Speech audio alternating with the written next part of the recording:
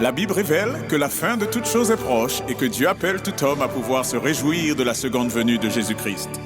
L'objectif de cette présentation est de vous préparer à être du nombre de ceux qui gardent les commandements de Dieu et le témoignage, la foi de Jésus-Christ. Bonjour et bon sabbat à tout un chacun et nous allons entrer dans cette présentation laquelle aura pour titre et a pour titre « À la loi et au témoignage ».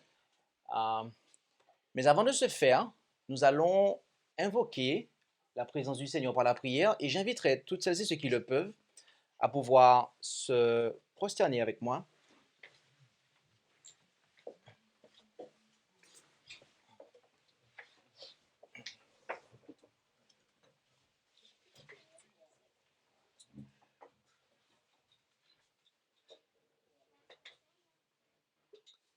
Éternel notre Dieu, quel doux privilège qu'est le nôtre de pouvoir nous présenter ainsi humblement devant ta face. Tu nous as richement bénis tout au long de cette semaine. Tu nous as accompagnés, Seigneur. Tu as maintenu en nous le souffle de vie. Et tu nous as bénis en ce que nous avons pu rentrer dans ce saint sabbat.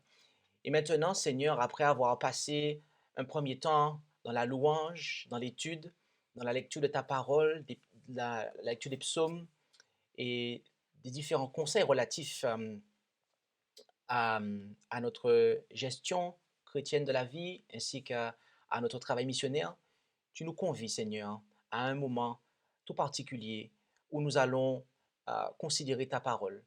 Et nous te demandons d'être avec nous d'une manière toute particulière. Je te prie, Père, d'être avec ton peuple, ton Église, toutes celles et ceux qui aussi entendront ce message d'une manière ou d'une autre. Et que tu puisses bénir l'influence de ta parole sur le cœur de chaque auditeur. Et que tu puisses aussi bénir ton serviteur. Donne-lui une intelligence, un esprit dégagé et libéré de toute crainte, afin qu'il puisse annoncer le message, Seigneur, que tu lui as demandé d'annoncer. Et donne-lui aussi une langue exercée, afin de pouvoir articuler comme il le faut. Mais par-dessus tout, Père, donne-lui l'amour de Jésus, afin qu'il puisse annoncer le message avec la douceur de Jésus, sans pour autant retrancher la moindre vérité. Notre Père Céleste, bénis ce moment. Nous t'en prions au nom de Jésus. Amen.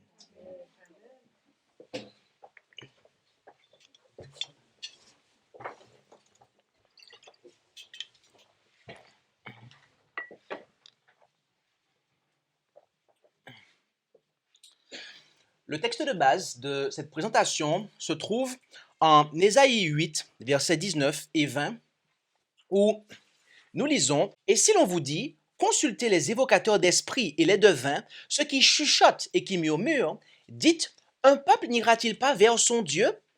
Pour les vivants, s'adressera-t-il aux morts ?»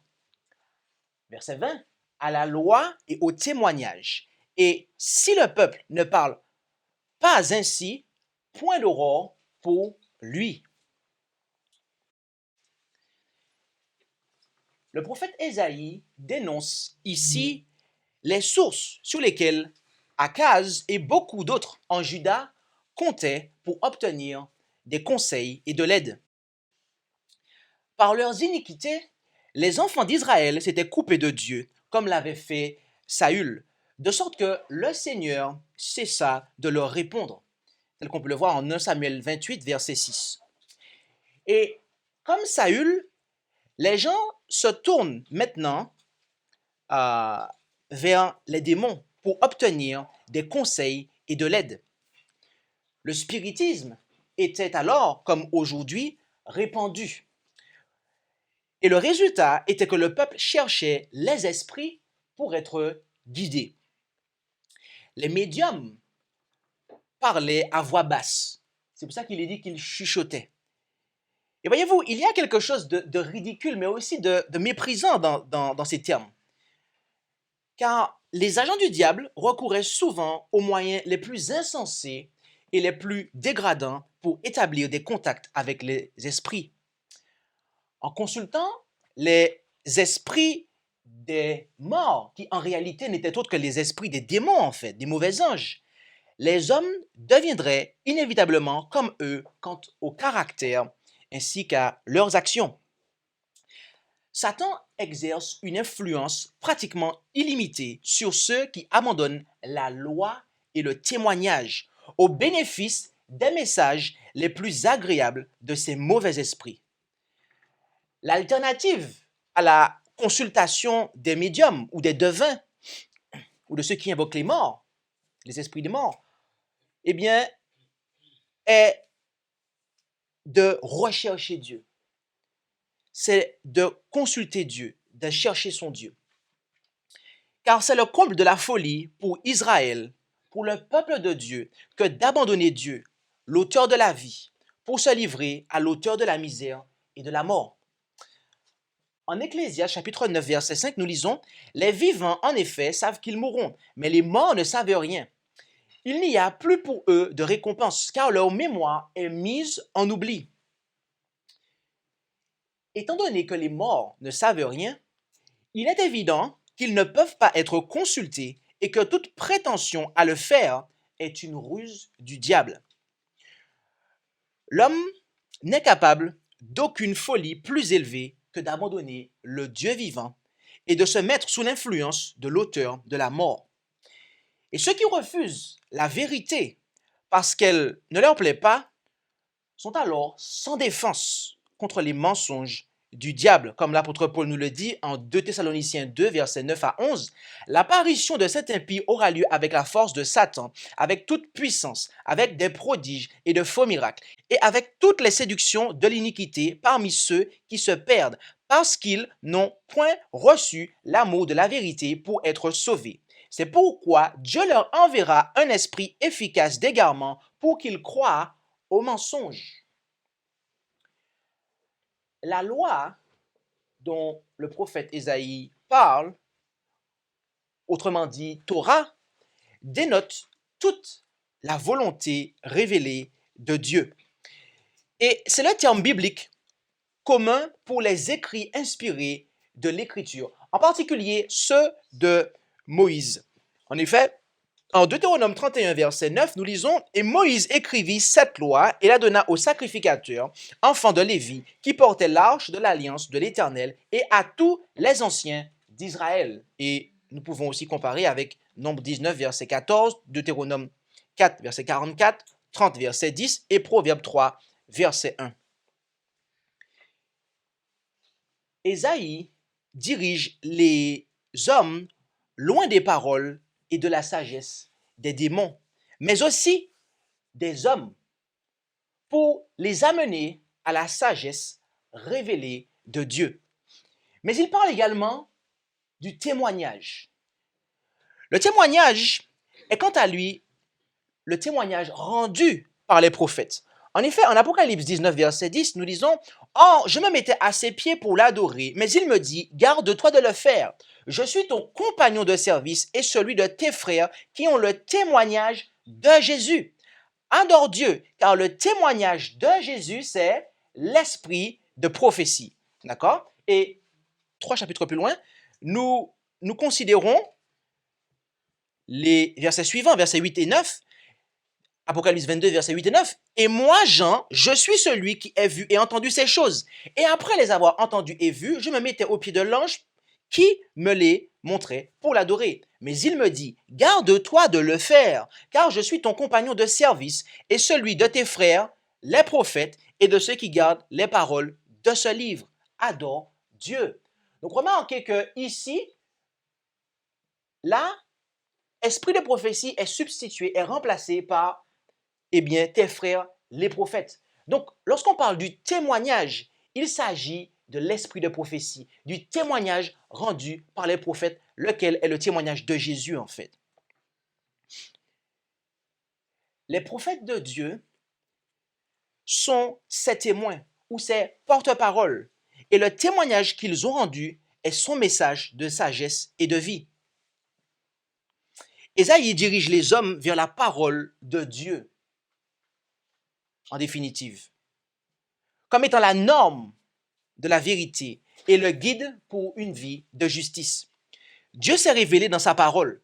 De ce fait, tout ce que les hommes peuvent dire qui n'est pas en harmonie avec cette parole n'a aucune valeur et ne contient aucune lumière et ne pourra jamais nous faire sortir des ténèbres. Ésaïe 50, versets 10 et 11 nous le fait comprendre.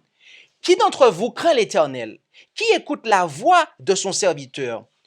Que celui qui marche dans les ténèbres et qui n'a point de lumière se confie au nom de l'Éternel et qu'il s'appuie sur son Dieu. Voici, vous tous qui allumez un feu et qui vous armez de flambeaux, tombez dans les flammes de votre feu et des flambeaux que vous avez allumés. C'est de ma main que vous vient cela. Vous serez gisant dans les tourments. Est-ce que vous avez compris cela convenablement?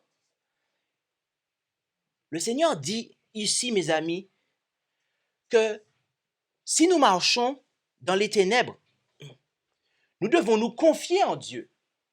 Nous devons, et si nous le connectons avec Ésaïe 8, verset 20, marcher à la loi et au témoignage. Et c'est ainsi que l'on s'appuie sur Dieu. C'est en se confiant en Dieu, mes amis. 2 points. En marchant à la loi et au témoignage. Selon ce que nous dit la loi et le témoignage, que nous allons sortir des ténèbres, mes amis.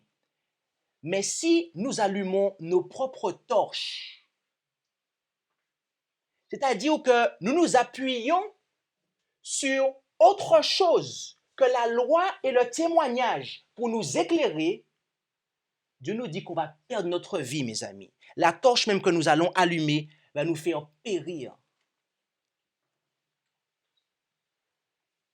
Vous tous qui allumez un feu, qui vous armez de flambeaux, tombez dans les flammes de votre feu et des flambeaux que vous avez allumés.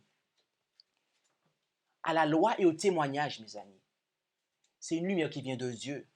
Les flambeaux que nous allumons, les flambeaux que nous prenons, mes amis, qui ne sont pas en conformité avec la loi et le témoignage, mes amis, ce sont des feux étrangers que le peuple de Dieu ne doit pas utiliser, mes amis, sous peine de périr.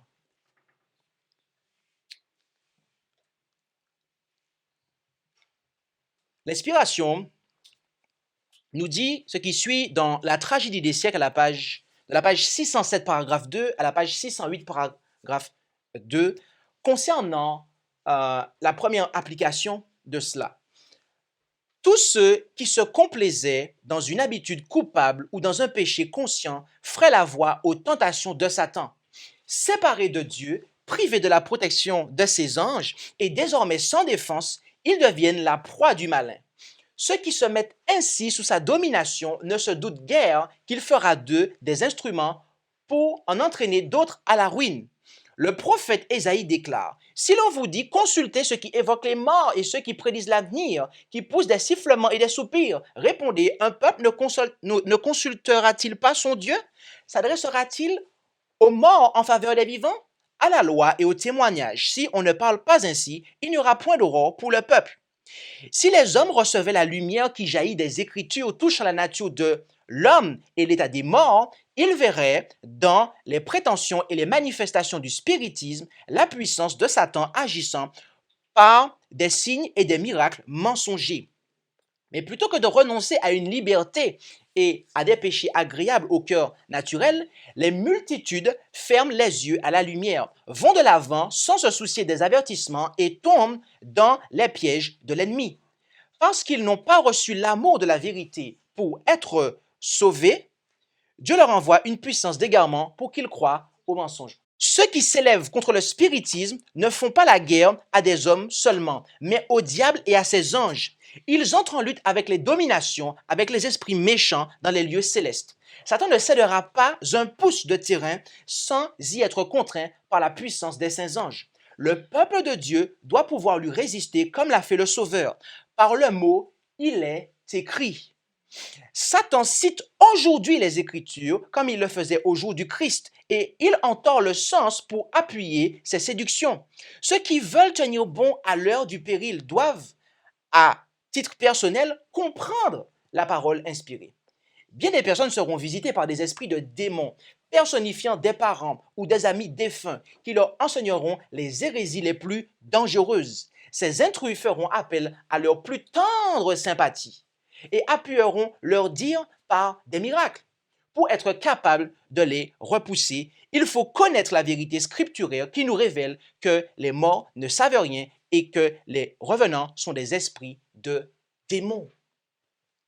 Ici, la messagère nous exhorte concernant l'apparition des démons. Elle nous met en garde, devrais-je dire, concernant l'apparition des démons sous forme humaine, sous la forme de nos amis défunts. Et si nous ne sommes pas au clair quant à l'état des morts, à savoir que lorsqu'on est mort, on ne sait rien, mes amis, eh bien, on va accepter ces apparitions spirites, ces apparitions maléfiques, et on va écouter les enseignements qui seront donnés et lesquels, bien entendu, ne seront pas en conformité avec la loi et le témoignage. Et notez une chose, c'est qu'ils vont faire appel à notre plus tendre sympathie, est-il dit.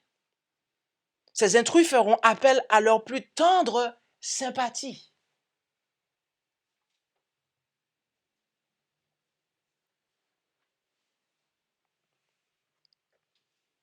Mais mes amis, permettez-moi de vous dire quelque chose. À la loi et au témoignage, c'est-à-dire lorsque le texte parle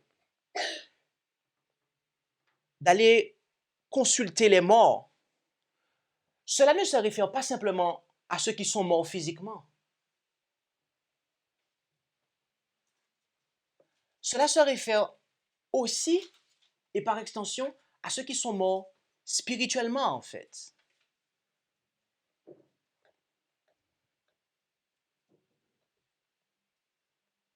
À des morts vivants, à des faux docteurs. 1 Jean 4, versets 1 à 3. Bien-aimés, ne croyez pas à tout esprit, mais éprouvez les esprits pour savoir s'ils sont de Dieu. Car plusieurs faux prophètes sont venus dans le monde. Reconnaissez l'Esprit de Dieu à ceci. Tout esprit qui confesse Jésus-Christ venu en chair est de Dieu. Et tout esprit qui ne confesse pas Jésus-Christ venu en chair n'est point de Dieu. Or, c'est là celui de l'Antichrist dont vous avez entendu dire qu'il vient et qui est déjà à présent dans le monde. Remarquez ici une chose, c'est qu'il est dit d'éprouver les esprits. Et là, de manière, avec un langage quelque part emprunté avec Ésaïe 8, versets 19 et 20, il ne s'agit pas des esprits de ceux qui sont morts physiquement, mais des esprits de personnes qui sont vivantes, mais qui à l'intérieur, il y a de la mort dedans, il y a des ténèbres dedans, mes amis. Et il est dit d'éprouver ces esprits.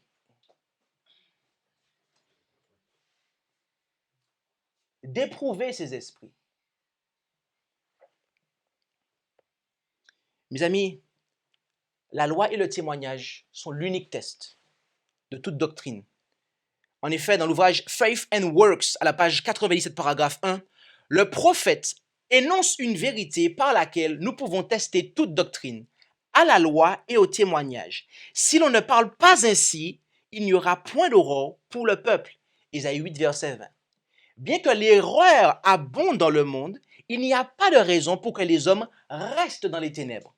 La vérité est claire et quand on la compare avec l'erreur, on peut discerner sa nature. Mes amis, la loi et le témoignage sont le test de toute doctrine, mes amis. Toute doctrine, tout enseignement, tout ce que vous entendez, nous entendons, doit être testé à la loi et au témoignage. Et il n'y a aucune raison, dit l'esprit de prophétie, de rester dans les ténèbres, c'est-à-dire de ne pas voir clair sur telle ou telle question.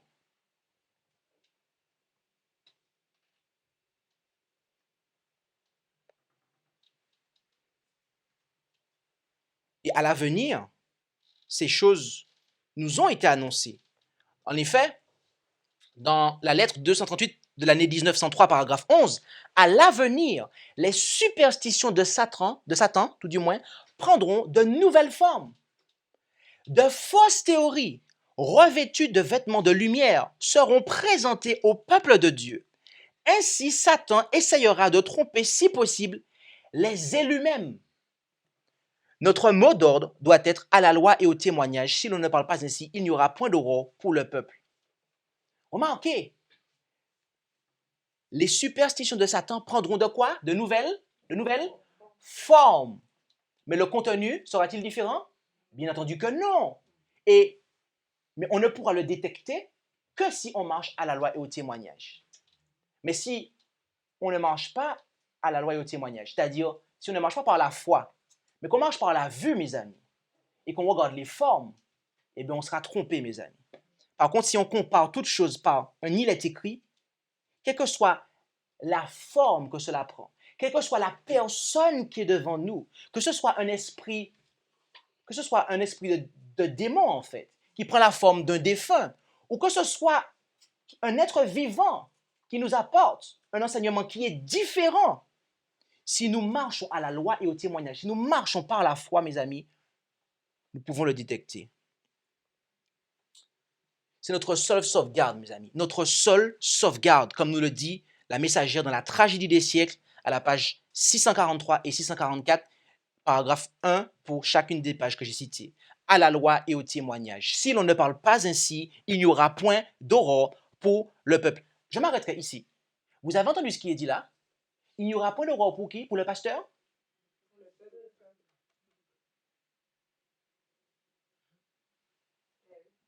Je pense que le pasteur est inclus dedans quand même.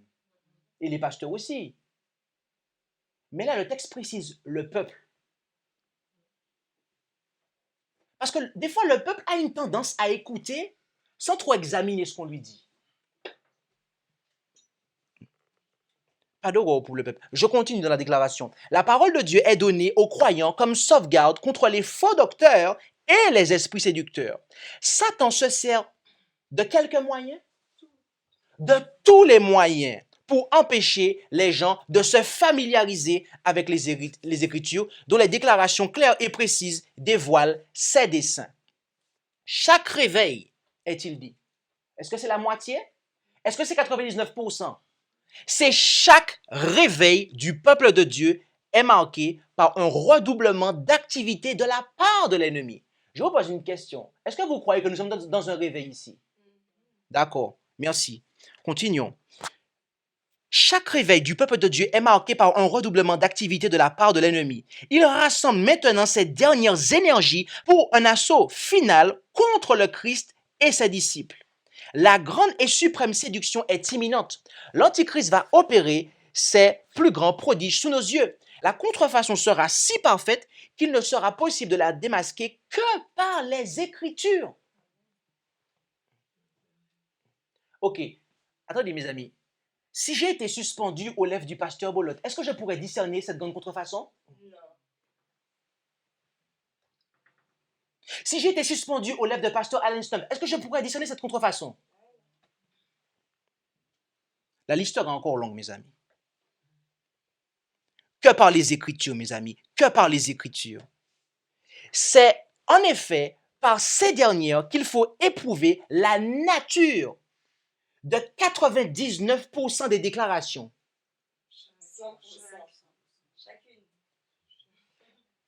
C'est en effet par ces dernières qu'il faut éprouver la nature de chaque déclaration et de chaque miracle.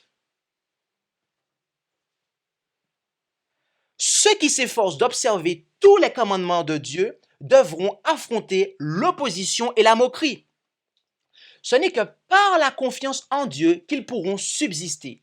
Il faut, pour faire face aux épreuves qui les attendent, qu'ils comprennent la volonté de Dieu telle qu'elle est révélée dans sa parole. Ils ne pourront honorer l'Éternel que dans la mesure où ils auront une juste conception de son caractère, de son gouvernement et de ses desseins, où ils se conforment à ces derniers. Seuls ceux qui se seront fortifiés par l'étude des Écritures pourront subsister au cours du dernier conflit. Chacun devra résoudre cette question vitale. Obéirai-je à Dieu ou aux hommes? L'heure décisive est imminente. Nos pieds reposent-ils sous le rocher immuable des Écritures? Sommes-nous prêts à prendre la défense des commandements de Dieu et de la foi de Jésus? Mes amis, le temps vient où nous aurons à soit servir Dieu, soit servir l'ennemi à travers l'homme de péché et l'image de la bête. Et la préparation, mes amis, pour cette obéissance se fait maintenant. Si dans les petites choses, si dans les petits enseignements, on n'est pas en mesure de s'asseoir sur des déclarations claires de la Bible et de l'esprit de prophétie, mes amis,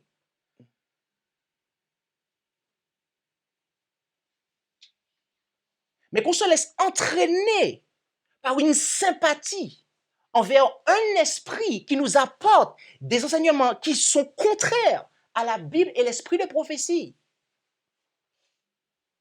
Mes amis, il n'y a pas d'horreur pour vous. Il n'y a pas d'horreur pour nous. Si je fais ça moi, il n'y a pas d'horreur pour moi lorsque le conflit de la marque de la bête arrive, parce que c'est sûr que je vais prendre la marque de la bête, mes amis. Parce que si dans les petites choses, je ne sais pas être fidèle, ce n'est pas dans les grandes choses que je le serai, mes amis. Oh non! Oh non! Et il nous faut comprendre quelque chose. C'est que l'Esprit de Dieu, le Saint-Esprit, et la parole sont un. L'Esprit de Dieu et la parole sont un. Ils sont unis. C'est la même chose. Message choisi, volume 2, page 112, paragraphes 3 et 4. Dans ces jours de séduction, celui qui est établi dans la vérité doit combattre pour la foi qui a été transmise au sein une fois pour toutes. Par les erreurs les plus variées, Satan s'efforcera d'une manière mystérieuse de séduire si possible même les élus en les détournant de la vérité. Il faudra compter avec la sagesse d'hommes savants qui, comme les pharisiens autrefois, enseignent la loi de Dieu sans lui obéir. Il faudra compter sur l'ignorance et la folie humaine qui présenteront des théories décousues sous des vêtements nouveaux et fantaisistes, théories d'autant plus difficiles à réfuter qu'elles n'offrent rien de raisonnable. Et quand elle dit ici qu'il faudra compter, c'est-à-dire qu'il va falloir s'attendre à ça. OK? Et pas compter, on va devoir s'appuyer dessus, faire confiance. Non, mais s'attendre à ça. D'accord? Dans ce sens-là. Je continue.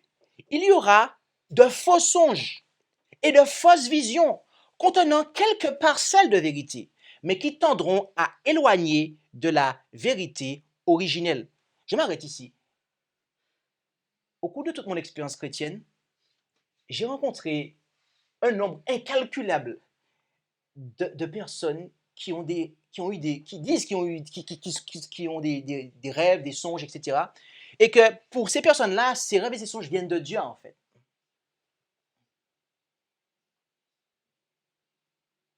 Et je me suis posé la question, mais Seigneur, est-ce que cela peut-il venir de toi, en fait? Et après, je regarde de plus près et je regarde la vie de la personne. Je vois que la personne transgresse la loi de Dieu. Elle transgresse le sabbat. Sa vie n'est pas en ordre avec Dieu. Et elle prétend qu'elle a des rêves et des visions. Mais je te pose une question. Si tu as des rêves et des visions, pourquoi le Dieu qui te donne, le véritable Dieu, ne te montrait pas que tu transgresses sa loi pour te mettre en conformité avec sa loi? C'est que ce n'est pas le Dieu du ciel qui te donne tes rêves et tes visions. Voilà la vérité, mon frère, ma soeur.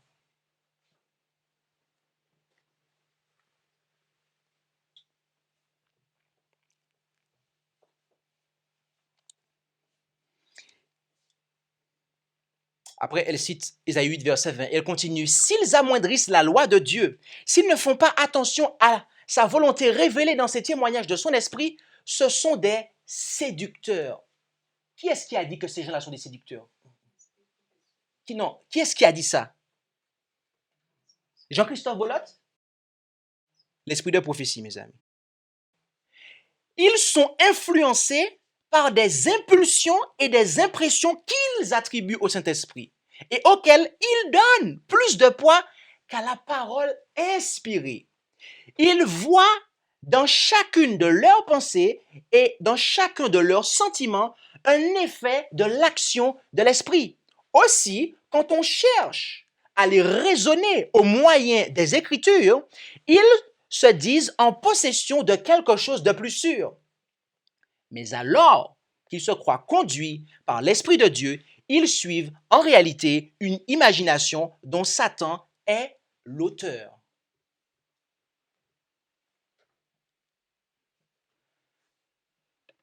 Mes amis, l'Esprit de Dieu n'est pas donné pour remplacer les Écritures. Toujours le même ouvrage, page 11, paragraphes 2 et 3. C'est par sa parole que Dieu nous communique les connaissances nécessaires au salut. Vous avez compris ça? Je reprends la phrase. C'est par sa parole que Dieu nous communique les connaissances nécessaires au salut. Nous devons donc l'accepter comme une révélation infaillible de sa volonté. Elle est la norme du caractère, le révélateur de la doctrine et de la pierre de touche de l'expérience. Toute écriture est inspirée de Dieu et utile pour enseigner, pour convaincre, pour corriger, pour instruire dans la justice, afin que l'homme de Dieu soit accompli et propre à toutes bonnes œuvres. De Timothée 3, 16 et 17. Mais le fait que la volonté de Dieu ait été révélée à l'homme n'a pas rendu inutile la présence constante du Saint-Esprit. Au contraire, Jésus a promis d'envoyer le Consolateur aux disciples pour leur faire comprendre sa parole et engraver les enseignements dans les cœurs. Et comme le Saint-Esprit est l'inspirateur des Écritures, il est impossible qu'il y ait conflit entre lui et la parole écrite. Vous avez compris ça? C'est impossible, mes amis. C'est impossible. Ça veut dire que si l'Écriture me dit A et que X me dit B, c'est que X n'est pas inspiré de Dieu, mes amis. C'est aussi simple que ça. Poursuivons. Mais l'Esprit n'est pas donné et il ne le sera jamais pour remplacer les Écritures. Celle-ci déclare positivement que la parole est la pierre de touche de tout enseignement et de toute vie morale. L'apôtre Jean a écrit « N'ajoutez pas foi à tout esprit, mais éprouvez les esprits pour savoir s'ils sont de Dieu, car plusieurs faux prophètes sont venus dans le monde. » 1 Jean 4, 1. Et le prophète Ésaïe déclare, et après elle cite Ésaïe 8, verset 20. L'action même de l'esprit doit être jugée par la parole de Dieu. Moi-même, lorsque j'ai une impression qui arrive dans ma propre vie, il me faut juger cela à la parole de Dieu, tout comme il en est lorsque à côté de moi. Message choisi, volume 1, page 48 et 49, paragraphe 1 et 1 de chacune des pages. Vous qui vous êtes exercés à critiquer et à accuser, souvenez-vous quand cela vous imitez Satan. Quand cela vous arrange, vous acceptez les témoignages comme s'ils méritaient votre confiance et vous les citez pour appuyer toute idée que vous voulez faire triompher. Mais qu'arrive-t-il quand la lumière qui est donnée corrige vos erreurs? Est-ce que vous acceptez alors la lumière? Quand les témoignages contredisent vos idées, vous n'en faites aucun cas. Ici, Madame White fait allusion à un individu qui accepte l'esprit de prophétie, qui aime à citer l'esprit de prophétie. Et il aime à critiquer, il aime à dénoncer le péché. Mais quand ce même esprit de prophétie qu'il cite montre son erreur, l'individu du temps d'Ellen White n'était pas prompt à accepter son erreur. Et elle continue en disant, il ne sied à personne de laisser tomber ici et là un mot de doute qui agira comme un poison dans certains esprits, ébranlant leur confiance dans les messages donnés par Dieu qui ont contribué à jeter les fondements de cette œuvre et l'ont assisté à ce jour par des censures, des avertissements, des répréhensions et des encouragements. Je m'arrêterai là. Vous avez noté la phrase là? Madame White dit que l'esprit de prophétie, si je paraphrase, a été donné pour des censures, des avertissements, des répréhensions et des encouragements. On aime être encouragé. Dieu veut nous encourager, mes amis. Mais Dieu est le Père de celui qui a dit « Je reprends et je châtie tout ce que j'aime, aie donc du zèle et repens-toi ». C'est pour ça que l'esprit de prophétie nous reprend aussi, pas parce qu'on nous veut du mal, mais parce que Dieu nous aime, mes amis. Amen. C'est parce que Dieu nous aime, mes amis. Et c'est la bonne nouvelle qu'il y a ici, mes amis. À tous ceux qui se sont opposés au témoignage, je dirais, Dieu a donné un message à son peuple et sa voix sera entendue quelle que soit votre propre attitude. Votre opposition ne m'a pas blessé, mais vous aurez à rendre compte au Dieu du ciel qui est à l'origine de ces messages d'avertissement et d'instruction destinés à maintenir son peuple dans la voie droite. Vous aurez à répondre de votre aveuglement et d'avoir placé une pierre d'achoppement sur le chemin des pécheurs. Après, elle cite Ésaïe 8, verset 20, et elle continue en disant, « Il n'est pas jusqu'à l'action que le Saint-Esprit exerce sur le cœur qui ne doivent être jugés par la parole de Dieu. L'Esprit qui a inspiré les Écritures nous conduit toujours à elle. » Là, elle dit que l'Esprit qui fait impression sur notre cœur, nous-mêmes, on doit le juger par la parole de Dieu. Vous vous rendez compte de ça? Des fois, on pense que Dieu nous conduit à faire ça. Des fois, on pense que Dieu nous conduit à faire ci. Dieu nous conduit à faire ça, à dire ci, à dire ça. Mais mes amis, même ça, il faut le tester par la parole de Dieu. Même ça, il faut le tester par la parole de Dieu. Et c'est ça, avoir la foi de Jésus, mes amis. Satan est venu. Et il n'est pas venu en ange de ténèbres devant Jésus. Il est venu en ange de lumière, mes amis. En apparence, tout allait bien. En apparence, tout allait bien. Mais Jésus a vu le problème lorsqu'il a ouvert sa bouche.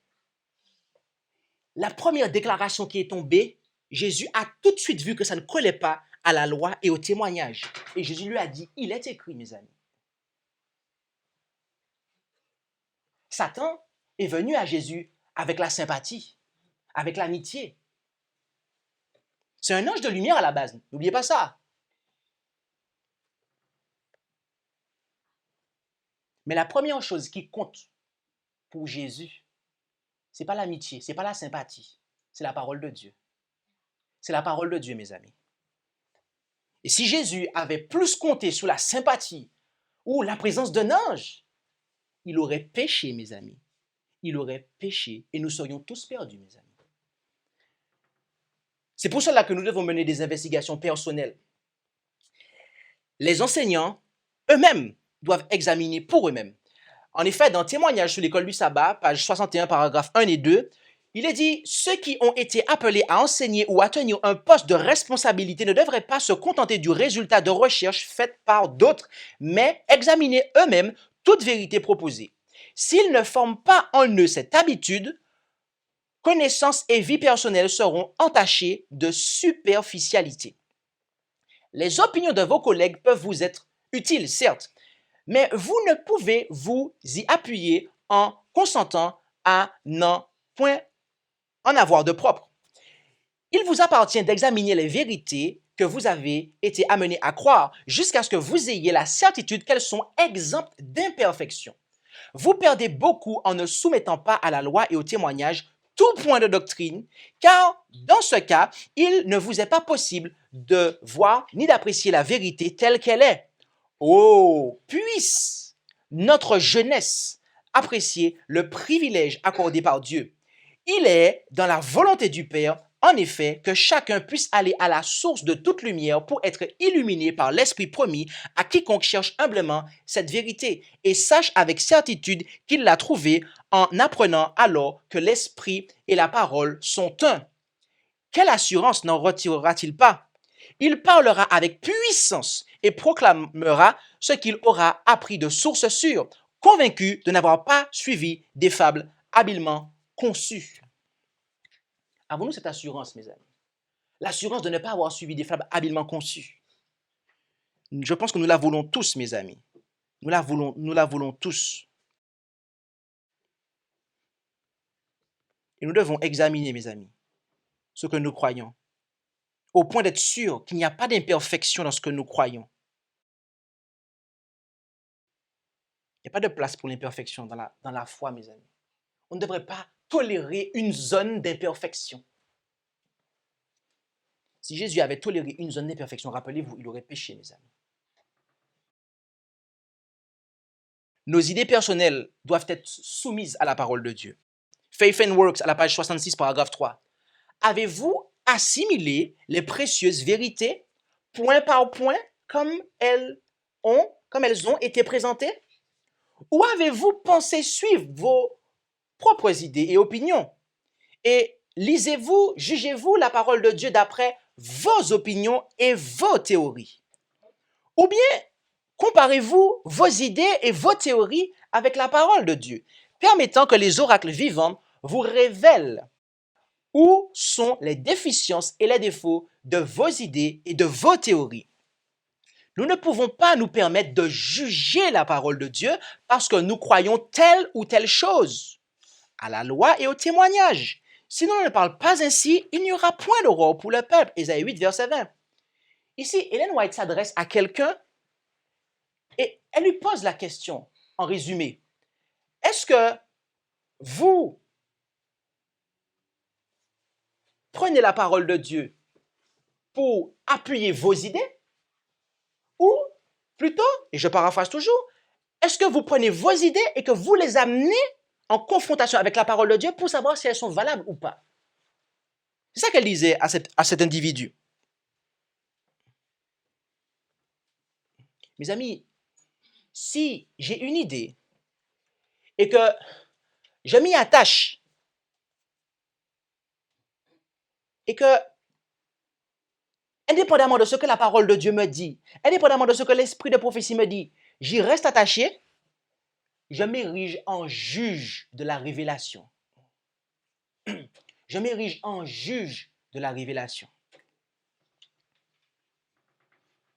Je vous pose une question. Qu'est-ce qui a fait ça dans le ciel? Lucifer, oui. Et vous voyez où est-ce qu'il est aujourd'hui? Vous voyez quelle a été la fin de son parcours. On n'a même pas encore tout vu parce que la fin sera dans les temps de feu, mes amis. Mais sa fin est certaine, vu comment il est à présent. Il nous faut mener des investigations personnelles de la parole de Dieu. Mais cela n'est pas contraire à des investigations collectives. Vous avez compris ça? Il nous faut mener des investigations personnelles de la parole de Dieu, de manière à répondre pour nous-mêmes. Mais cela n'est pas contraire à des investigations collectives. L'Église doit être disposée à examiner les nouvelles lumières. Dans le ministère évangélique, à la page 294, paragraphe 4, nous lisons « Il faut que nos frères soient disposés à examiner avec soin. » C'est pas grosso modo, avec soin. Et honnêtement, tout, est-il dit, c'est pas 99%, c'est tous les points de controverse. Si un frère se met à enseigner une erreur, ceux qui occupent des positions de responsabilité devraient le savoir. Mais si ce qu'il enseigne est la vérité, il devrait être soutenu par eux. Nous devrions tous savoir ce qui est enseigné parmi nous. Car si c'est la vérité, nous en avons besoin. Nous sommes placés dans l'obligation de connaître ce que Dieu nous envoie. Il a indiqué comment nous pouvons éprouver chaque doctrine, à la loi et au témoignage. Si l'on ne parle pas ainsi, il n'y aura point d'aurore pour le peuple. Ésaïe 8, verset 20. Si ce qu'on nous présente comme la lumière supporte cette épreuve, nous n'avons pas le droit de refuser de l'accepter parce que cela ne s'accorde pas avec nos idées.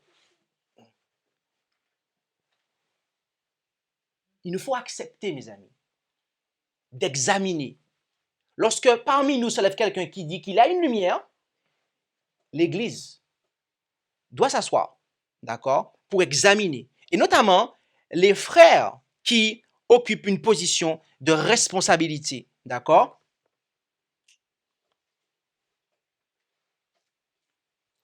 Si c'est la vérité, il nous faut l'accepter. Même si cette vérité-là ne me plaît pas ou ne vient pas coller avec les idées que j'ai depuis mon enfance ou depuis 1 an ou 2 ans, c'est la lumière de Dieu, je l'accepte. Par contre, si ça ne colle pas, ça ne colle pas, mes amis. Ni l'enseignement, ni la personne ne doit être soutenue. Puisqu'elle dit que celui qui l'enseigne doit être soutenu par eux. Donc les frères en position de responsabilité. Par déduction, si ça ne colle pas, on ne va pas soutenir l'erreur, ni la personne qui promeut l'erreur. Il faut être logique. Les nouvelles doctrines doivent être examinées par les ministres de l'Église, observant les commandements de Dieu et la foi de Jésus. Testimonies to Minister and Gospel Worker à la page 29, paragraphe 2 et jusqu'à la page 30, paragraphe 3. Dieu est en train de sortir un peuple du monde pour le placer sur la plateforme la plus exaltée de la vérité éternelle. Vous avez compris ça? Là, elle dit Dieu est en train. OK? Elle a écrit ça il y a quasiment plus d'un siècle. Ça veut dire que c'est toujours en cours, en fait. Dieu est toujours en train de faire sortir un peuple du monde pour le placer sur la plateforme la plus exaltée de la vérité éternelle. OK. Les commandements de Dieu, la vérité éternelle, c'est quoi? 2 points. Les commandements de Dieu et la foi de Jésus. C'est la vérité éternelle, mes amis. Et elle continue en disant, il veut discipliner et préparer ses enfants. Ils ne seront pas en désaccord. Notez ça. Hein? Là, elle parle de l'église du reste, là. Parce qu'ils gardent les commandements de Dieu et la foi de Jésus. Donc, je paraphrase l'église du reste, elle dit, ils ne seront pas en désaccord. L'un croyant une chose et l'autre ayant une foi et des opinions totalement opposées, chacun agissant indépendamment du corps.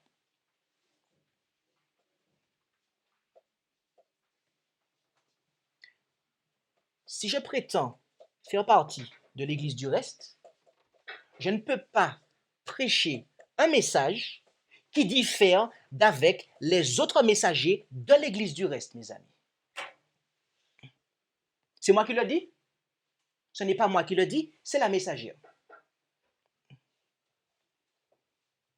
D'ailleurs, je fais une parenthèse. Lorsqu'un message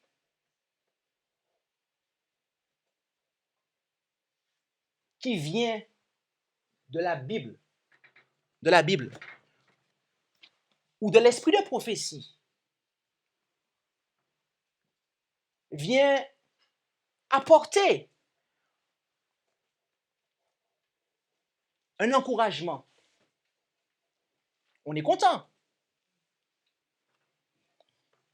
Ce devrait être la même chose, mes amis, quand le message vient faire des reproches. Parce que le prendre comme une attaque personnelle, vous savez ce que c'est? C'est résister à l'Esprit de Dieu. Prendre les messages que l'Esprit de Dieu nous envoie comme une attaque personnelle, c'est résister à l'Esprit de Dieu. C'est pécher contre le Saint-Esprit. Et toutes celles et ceux, messagers ou auditeurs qui écoutent ces messages ou qui le prêchent et qui continueront à le prendre comme des attaques personnelles, ils vont pécher contre l'Esprit de Dieu. Parce que c'est ce que Dieu nous donne comme message.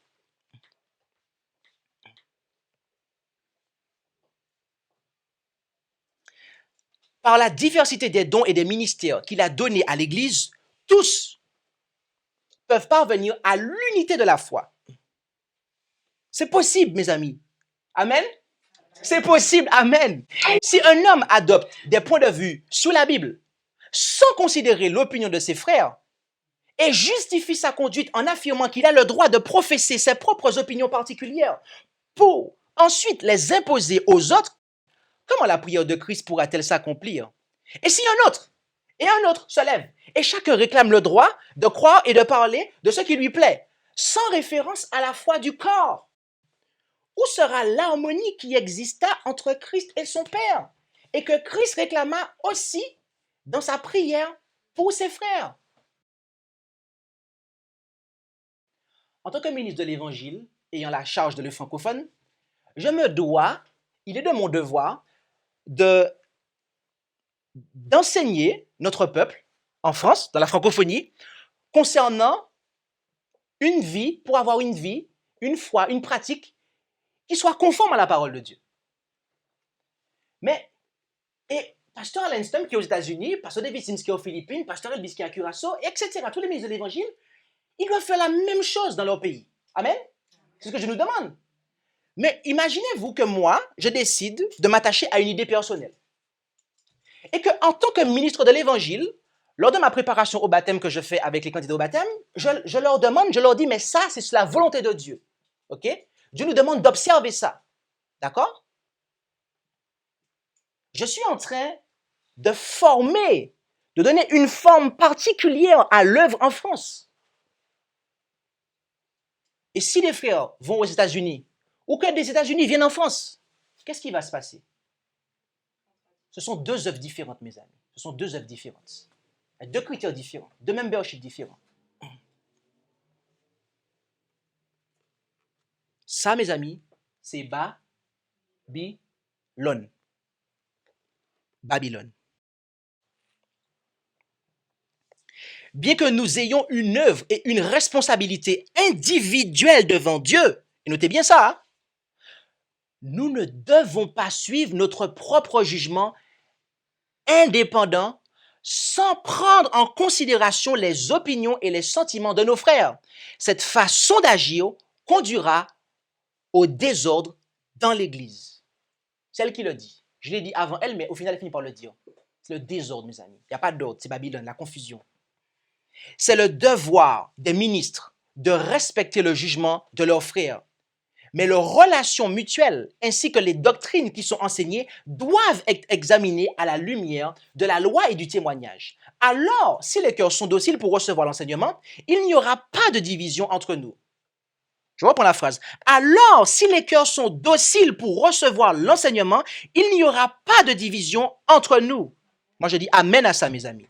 Certains sont enclins à être désordonnés et s'écartent des grands repères de notre foi. Mais Dieu désire que ses ministres soient un en doctrine et en esprit. C'est quoi le désir de Dieu? C'est que ses ministres soient un en doctrine et en esprit, mes amis. Ce n'est pas le désir de Jean-Christophe Bolotte. Lorsque vous entendez quelqu'un vous dire que Jean-Christophe Bolotte veut que je parle comme lui, Jean-Christophe Bolotte veut que je pense comme lui, mes amis, non. Moi, je dis amen à ça. Dieu nous demande, mes amis, que nous soyons un en doctrine et en esprit. C'est la volonté de Dieu, mes amis. C'est la volonté de Dieu. Ne pas dire amen à ça, mes amis, c'est se rebeller contre Dieu, mes amis. Il est nécessaire que notre unité aujourd'hui soit d'un tel caractère qu'elle supporte le feu de l'épreuve. Nous avons beaucoup de leçons à apprendre et énormément à désapprendre. Seul Dieu et le ciel et Jean-Christophe Bolotte sont infaillibles. C'est ça qu'elle dit?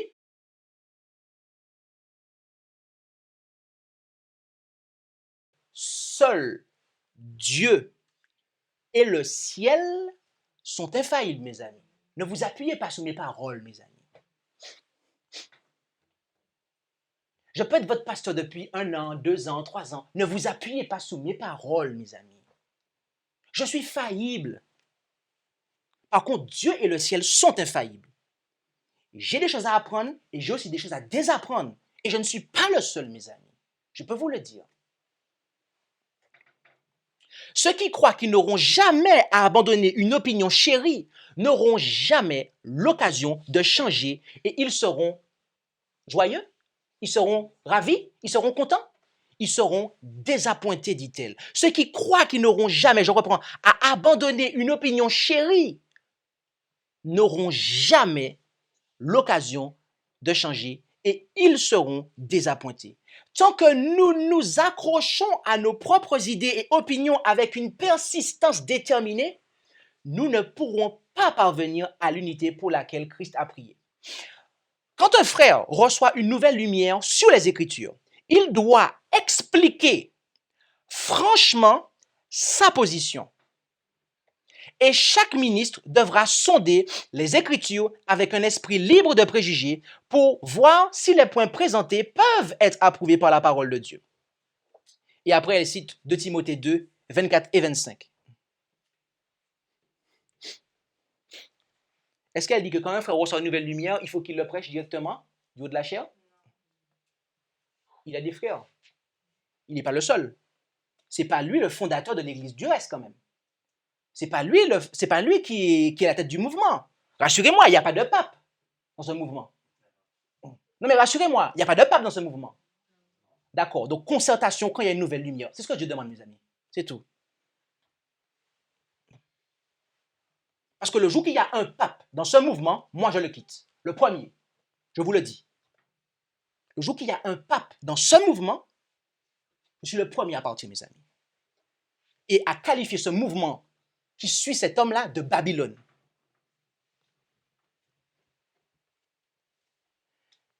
Les doctrines et les plans doivent être examinés.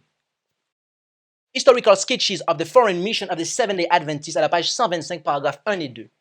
Certains ont une indépendance naturelle qui les amène à penser davantage à leur propre jugement qu'à celui de leurs frères. Ce faisant, ils se placent là où ils ne parviennent pas à obtenir beaucoup de connaissances que Dieu leur ferait gagner. L'histoire de l'œuvre de Dieu dans le passé montre que certains ont une compréhension d'une chose, d'autres d'une autre. Le plan de Dieu est qu'ils devraient se conseiller mutuellement. Dans la multitude de conseillers, il y a la sécurité. Et là, c'est une référence qui est faite à Proverbe 11, verset 14, que j'ai rajouté lorsque j'ai traduit. Il devrait y avoir une harmonie dans le sentiment et l'action entre les ouvriers. Les doctrines et les plans doivent être comparés à la loi et au témoignage. Nous ne devons jamais nous sentir trop indépendants pour apprendre les uns des autres. Bien que ce ne soit pas selon le plan de Dieu que l'esprit d'un homme contrôle tous les autres esprits, il n'est pas content lorsque, donc c'est Dieu, il n'est pas content lorsque des individus se lancent sur une nouvelle voie et présentent de nouvelles théories indépendantes du corps. En tant que ministre, en tant qu'Église du Christ, travaillez pour être en harmonie entre vous, pour être un dans le cœur, un dans la sympathie. Si vous ne pouvez pas tous voir de la même façon sur tous les sujets, ne laissez pas les sentiments de rancune surgir. Quand la cause était jeune, s'il y avait un qui ne voyait pas un point de vérité tel que le corps le voyait, un jour de jeûne et de prière était observé. Nous n'avons pas essayé de voir jusqu'où nous pouvions nous éloigner, mais nous avons prié et sondé les Écritures jusqu'à ce que la lumière de la vérité illumine l'esprit obscurci et que tous puissent avoir la même opinion. Il y a beaucoup de choses à dire ici, mes amis, à souligner ici.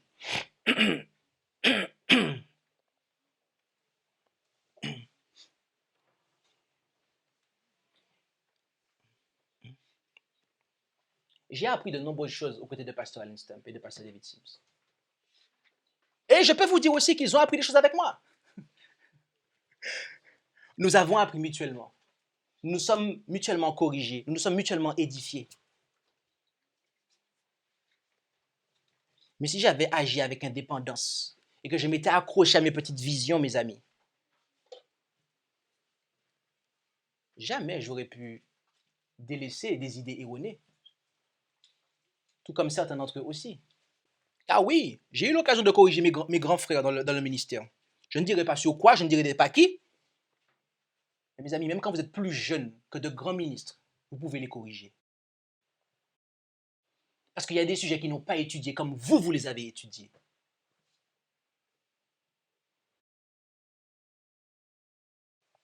Et bien évidemment, qu'on a plus d'expérience, un pasteur plus jeune que soi, on a plus de choses à corriger. Mais l'inverse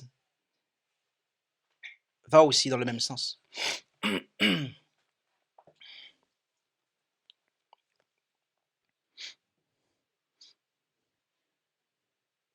Notez ça.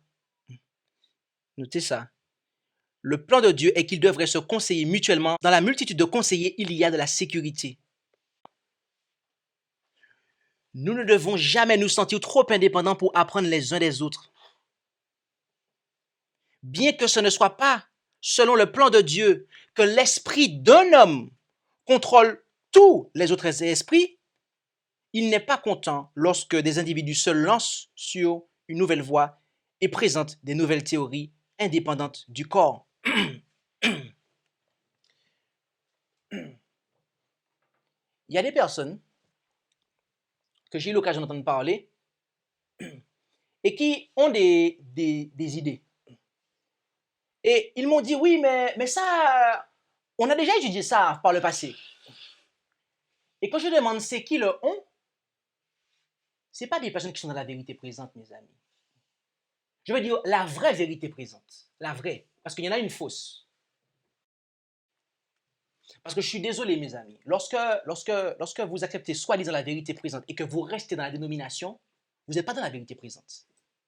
D'accord?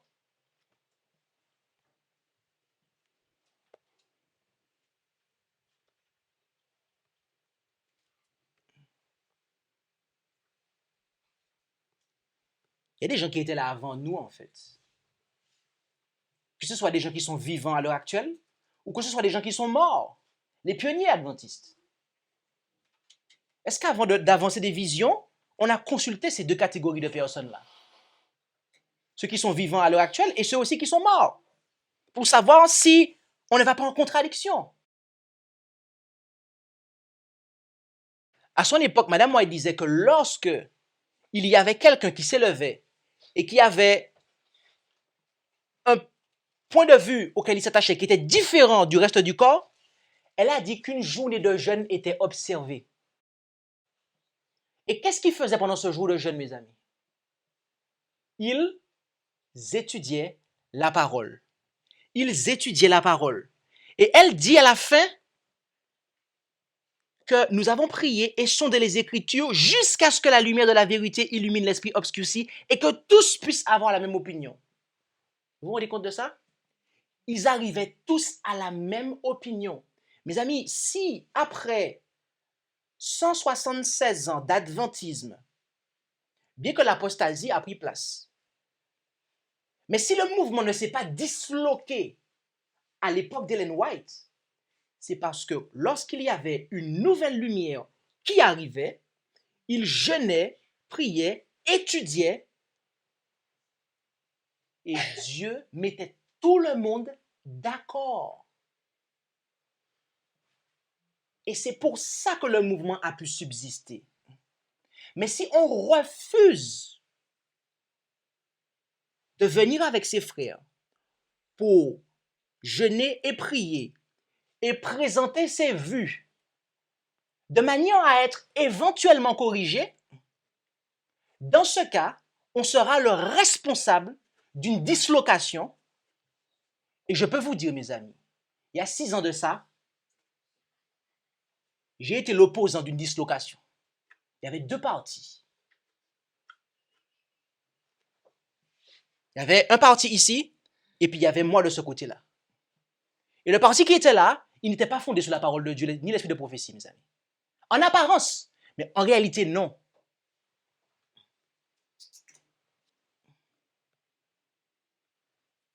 Je vous laisse imaginer ce qui s'est passé après. Il n'y a pas d'aurore, mes amis. Il n'y a pas d'aurore. Il n'y a pas d'aurore, mes amis. En conclusion, la loi de Dieu est le juge infaillible. La tragédie des siècles à la page 490, paragraphe 2. À la loi et au témoignage. Entre les doctrines et les théories contradictoires qui abondent, c'est la loi de Dieu seule qui décide infailliblement. C'est par elle que toutes les opinions, toutes les doctrines et toutes les théories doivent être jugées. Si l'on ne parle pas ainsi, dit le prophète, il n'y aura point d'aurore pour le peuple. Ésaïe 8, verset 20. Mes amis, je crois dans le témoignage de Jésus qui est écrit de prophétie. Et je crois, mes amis, que à l'époque où nous sommes à 6000 ans d'histoire de cette humanité, mes amis. 6000 ans d'histoire. Et je peux vous dire qu'il y a des théories, il y a des doctrines, il y a des choses qui abondent. Et mes amis, toutes ces opinions, toutes ces doctrines, toutes ces théories peuvent être jugées par la parole de Dieu et doivent être jugées par la parole de Dieu. Et la loi de Dieu très précisément. Car la Bible contient l'alpha et l'oméga de la connaissance, le ministère évangélique. Notre mot d'ordre doit être à la loi et au témoignage. Si l'on ne parle pas ainsi, il n'y aura point d'aurore pour le peuple. Ésaïe 8, verset 20. Nous avons une Bible qui contient la plus précieuse vérité. Elle renferme l'alpha et l'oméga de la connaissance. L'écriture inspirée de Dieu est utile pour enseigner, pour convaincre, pour corriger, pour instruire dans la justice, afin que l'homme de Dieu soit accompli et propre à toutes bonnes œuvres, de Timothée 3, 16 et 17. Que la Bible soit votre livre de chevet. Tous peuvent la comprendre, même sans instruction. Mes amis,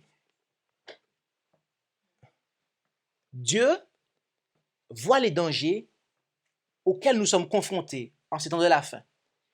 Et depuis longtemps, depuis fort longtemps, il sait que le spiritisme va sévir à la fin des temps. Car ça avait déjà commencé. Mais il savait aussi qu'il y allait avoir des enseignements qui n'allaient pas être en conformité avec sa parole.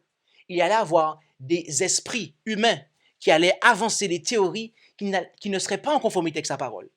Et Dieu nous a dit de manière très claire, mon peuple, si tu veux être dans la lumière, et si tu veux continuer à marcher dans la lumière et être sûr de ne pas rester dans les ténèbres, de l'erreur, du fanatisme, de la tradition, de la superstition et de tout ce qui n'est pas de moi, mon peuple, tu dois marcher à la loi et au témoignage, quelle que soit la sympathie que tu as pour ton parent qui est mort, les morts physiques, mais aussi la sympathie que tu as pour un être vivant qui enseigne quelque chose de différent.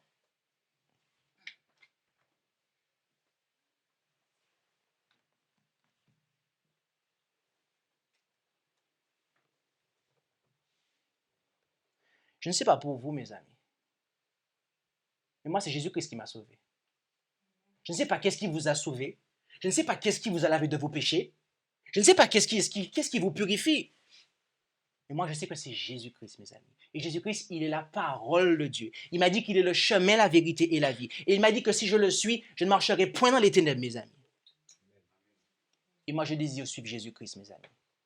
Je désire suivre Dieu et son Fils. Je désire suivre la loi et le témoignage. Si je rejette la loi et le témoignage, je rejette le Père et le Fils, mes amis. Je rejette la vérité que j'ai acceptée, mes amis. Et il n'y a pas d'horreur pour moi, mes amis. Il n'y a pas d'horreur pour moi. Mais Dieu m'aime de grand amour. Amen. Et il nous aime tous. Et à tel point qu'il nous aime, il nous a donné Jésus-Christ. Mes amis, il nous a donné le don de prophétie qui nous éclaire, mes amis. Et moi, je l'ai accepté, mes amis, il y a 10 ans de ça, même 11 ans de ça, mes amis. Il y a 11 ans, j'ai accepté le don de prophétie, mes amis, qui a été manifesté dans le ministre de la servante du Seigneur nommé Ellen G. White, mes amis. Et jamais je regrette cette décision, mes amis. Jamais je ne vais regretter cette décision. Jamais. Quand il y a trop d'avertissements, trop d'encouragements, trop de reproches qui m'ont été donnés, mes amis, qui m'ont fait éviter des erreurs. Oui, je suis tombé dans des erreurs. Mais j'en ai évité beaucoup, mes amis. Et je bénirai Dieu pour ça éternellement, mes amis. Et je voudrais qu'il en soit de même pour vous, mes amis, pour chacun d'entre nous. Que Dieu nous bénisse tous, mes amis. Amen. Amen. Notre Dieu, notre Père, nous te remercions pour ta parole, ainsi que les témoignages, ta loi et les témoignages que tu nous as donnés, Seigneur, qui sont véritablement cette lumière, cette lampe à nos pieds, cette lumière sur notre sentier, et qui nous éclairent, et qui nous permettent, Seigneur, de sortir des ténèbres de l'erreur, de tout type de ténèbres, Seigneur, de tout ce qui n'est pas de toi, en somme. Et, notre Père Céleste, nous n'avons aucune excuse, en réalité, car tu nous as donné ce qu'il y a de plus précieux pour toi. Tu nous as donné Jésus-Christ, ton Fils. Jésus-Christ qui est ta parole. Jésus-Christ qui nous donne des témoignages. Il est le chemin, la vérité et la vie. Il est la lumière du monde. Et notre Père Céleste, nous voulons marcher dans la lumière. Nous voulons t'accepter toi et Jésus, en acceptant la loi et le témoignage. Donne-nous, Père Céleste, de ne faire aucun compromis, pas même sur une seule idée ou une seule déclaration qui n'a pas le moindre fondement, que ce soit dans ta parole ou dans l'esprit de prophétie, qu'est le témoignage de Jésus. Aide-nous, Père, à lutter. Donne-nous la force pour lutter, pour combattre le bon combat, afin de persévérer dans l'observation des commandements de Dieu et de la foi de Jésus. Bénis ton peuple, Père, au nom de Jésus. Amen. Amen. Merci d'avoir écouté cette présentation avec intérêt. Pour plus d'informations, consultez notre site internet lereste.org et suivez-nous sur Facebook ainsi que sur YouTube à @lereste. Vous pouvez aussi nous contacter par email à info@lereste.org ou par téléphone au +33 6 12 60 13 69.